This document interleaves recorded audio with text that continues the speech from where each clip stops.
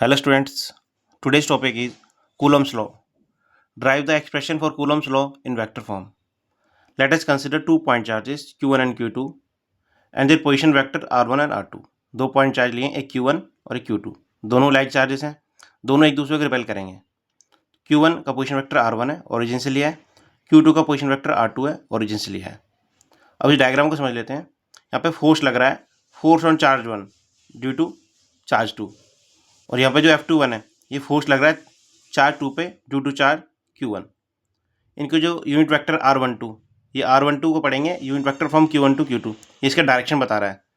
R21 क्या होगा, unit vector form Q2 to Q1, और फोर्स बता दिया मैंने 1 2 क्या है और 2 1 क्या है। Force on Q1 due to Q2 and force on charge Q2 due to Q1।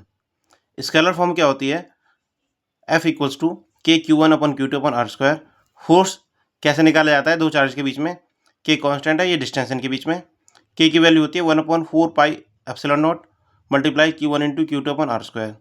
Vector form में कैसे लिखेंगे, वेक्टर फॉर्म में डायरेक्शन ऐड हो जाएगा इसका।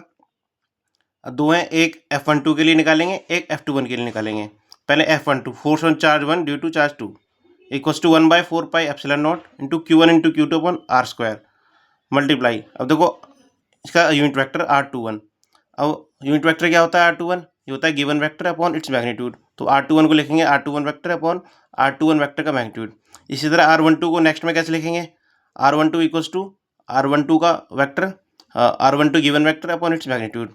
तो F21 को लिखेंगे, इसके अपोजिट है 1/4 pi epsilon not multiply Q1 into Q2 upon R²। इसमें R12 है, यहाँ पे अगेन वैल्यू पुट की है इन दोनों की, यहाँ पे R21 की है, कैप की, आ गया R21 अपॉन R21, तो नीचे R² था, R³ हो गया। इसी तरह यहाँ पर भी R² था, यहाँ पे यूनिट वेक्टर था, तो यहाँ पे यूनिट वेक्टर की वैल्यू पुट की है R12 की, तो यहाँ पे R² और एक R1, तो R³ हो गया, और पीछे आ गया R वेक्टर। तो यहाँ से पता लग रहा है जो फोर्स है दोनों में अपोजिट लग रहा है। F21 equals to minus F12, तो this law obeys Newton third law. तो ये लॉ न्यूटन थर्ड लॉ ओबे करता है, क्योंकि इनका जो यूनिट वेक्टर, इनका डायरेक्शन अपोजिट है दोनों का। यहाँ पे two charges exact equal and opposite forces,